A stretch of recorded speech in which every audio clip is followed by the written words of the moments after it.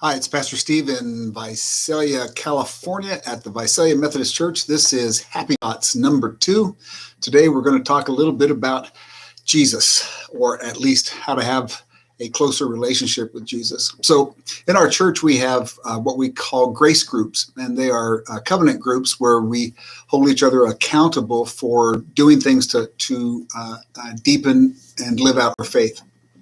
So in a typical meeting, you'll get together and you'll talk about whether or not you have graced somebody. And gracing, in our definition, means to take an action or to have a reaction that is kind or generous or good, even and especially when the person that you act toward doesn't deserve it.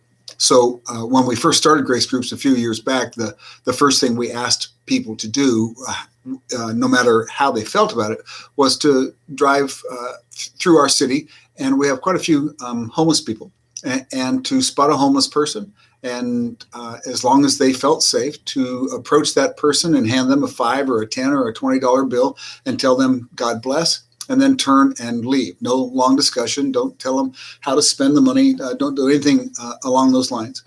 And we got a little bit of pushback, right? People in the church and in the group said, that's terrible. It's contributing to alcoholism and to all kinds of stuff. I'm not going to give somebody money when I think they might go turn it into alcohol or drugs or whatever. And in those discussions, one of the things that we tried to explain to people is it isn't about controlling your money. The whole point of this exercise, this grace thing, is that we want to put ourselves in a position where we're living out as closely as we can the actual teachings of Jesus, who told us, right, to take care of the people that we find that are in need, as well as to turn the other cheek, to go the extra mile. If somebody asks for your coat, give them your shirt too, those kind of things. And the best way, right, the most accessible way to everybody is to give money in those situations. It won't be a lifetime thing. You're not going to fund a habit forever, but it won't hurt you or anything else in the grand scheme of things, just to go out and perform an act of grace in that way, one or two times. And then we encourage people, after they have done it, after they've given grace to somebody, to reflect in the next day or two on how doing that made them feel. Do you feel miserable? Do you feel lousy? Do you miss your money? Do you wish you hadn't done it? Are you cranky inside because you don't think homeless people deserve any help? What's going on inside of you? Or is it that you feel different, that you feel actually good about that it gave you a kind of lift, or it changed the dynamic of your existence? The reason we do that is because one of the things that I have recognized as a pastor and as a practicing Christian over the years is, in Christianity, in the formal church, there are a lot of people who know a lot of things about Jesus, and a lot of people who have a lot of ideas about Jesus. But there aren't a lot of people who act like Jesus. There just aren't. The church is full of hierarchy and commanders and demanders, and the church people get themselves massively confused, and they begin to think that it's their job to judge the quality of the music, or whether the sermon was meaningful to them or not, or whether they like the carpet or the chairs. The church is rife with people doing anything except what Jesus actually asked them to do. So in our covenant groups here in this place, one of the things we wanted to accomplish was we wanted to try to fill a church up with people who were actually committed to engaging intentionally in living, at least in those little snippets, as Jesus taught his people to live. The idea was pretty simple, right? That when we're faithful, our relationship with Christ grows. So along those lines, in grace groups, we also have a series of different questions that we ask each time we meet. They range from everything to, are you prayerful and intentional about the way that you spend your money? Are you jealous? Are you angry? Do you have forgiveness that you need to give? So a variety of types of questions. One of those questions is Jesus real to you? Now, in grace groups that I lead, I have Christians. I have people who are avowed Christians. I also have people who aren't.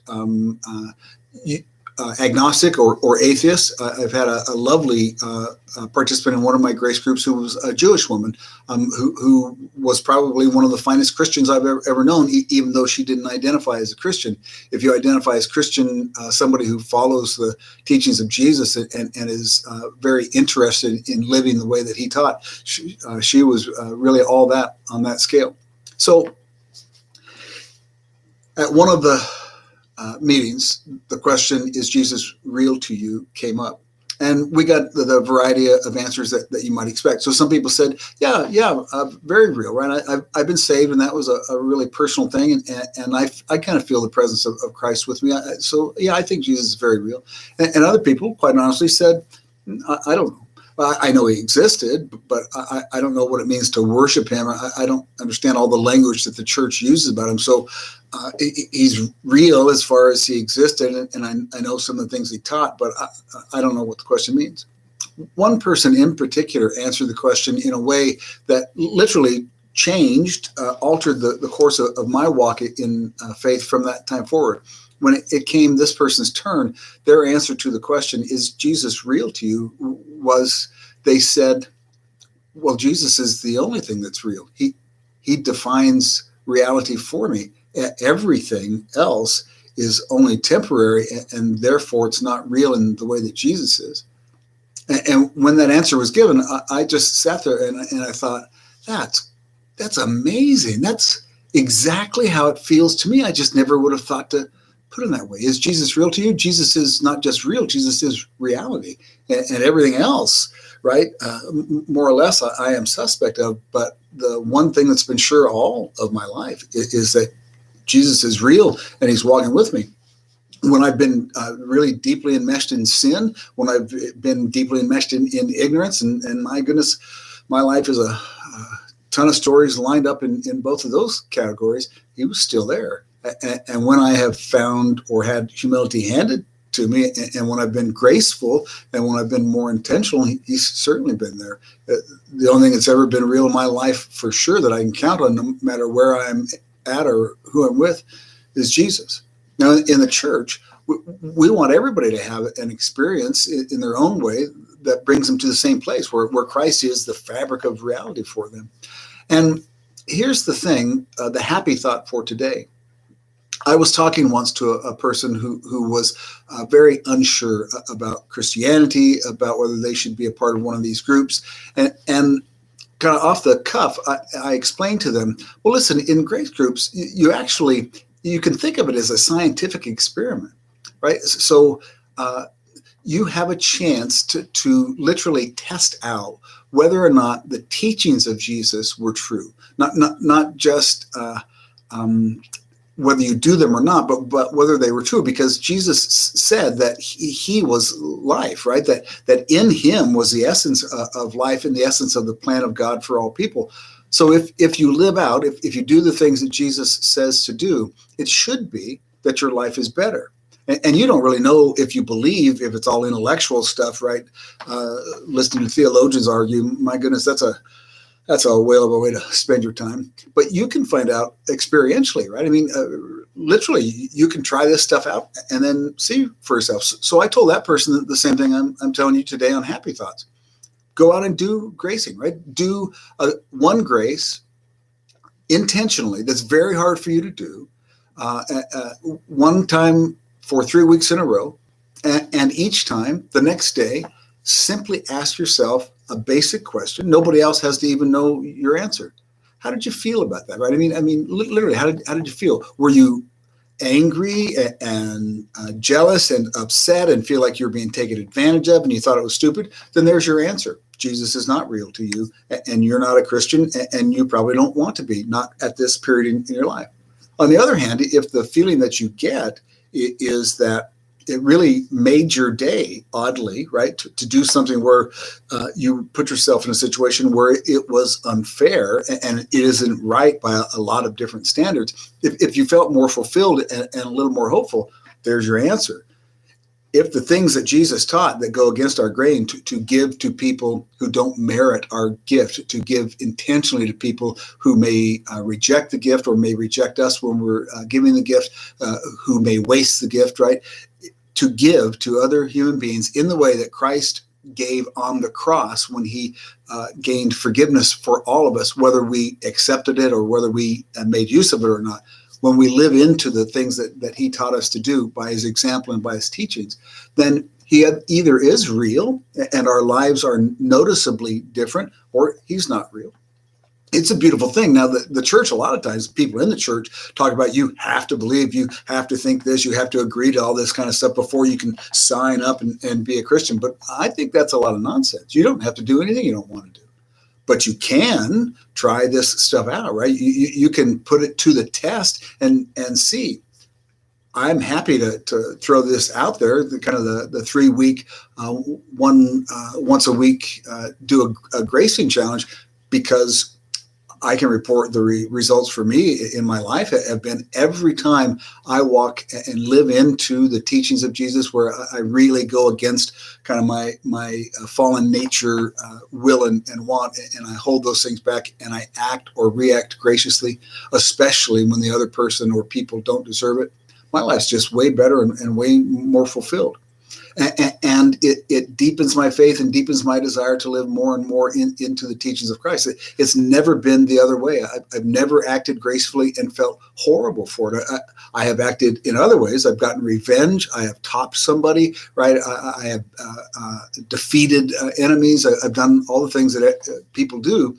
And those things, even if I felt a momentary rush, they go away. And the truth is they've left me scarred and left me less of a human being that I otherwise would be. So here's the idea.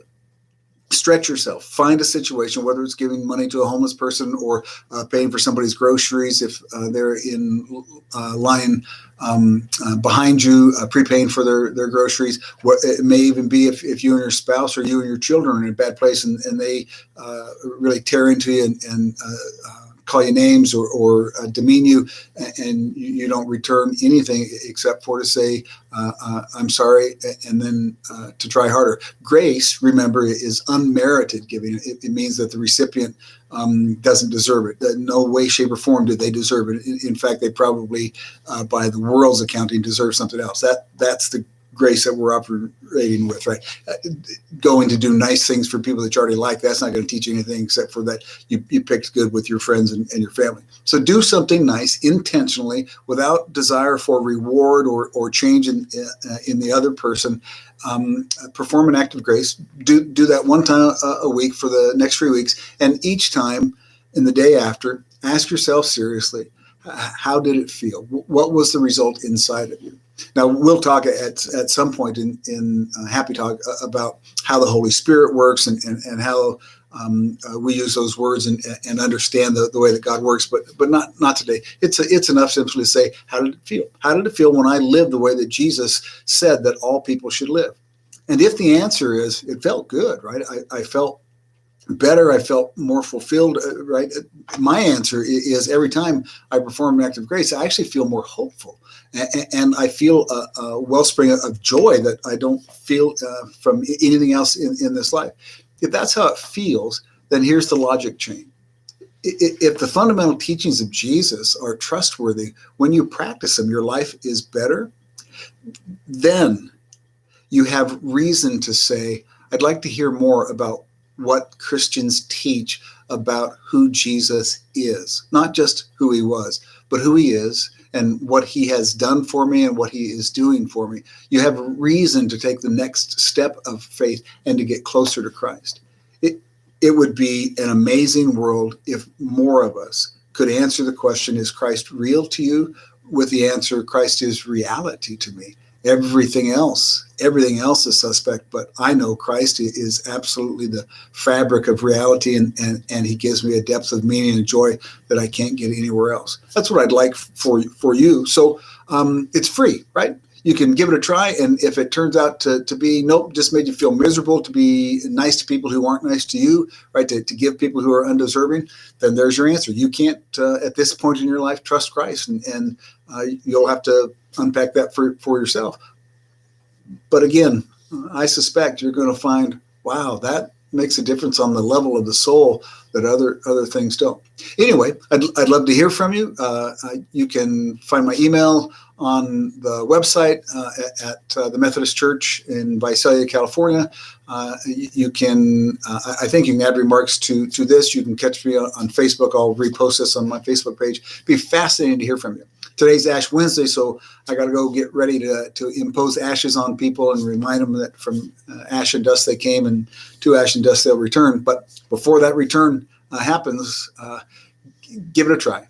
Test it out. Find out if the things that Jesus taught are really true and really powerful. I'm almost positive that you're going to find out that he's trustworthy. I hope so.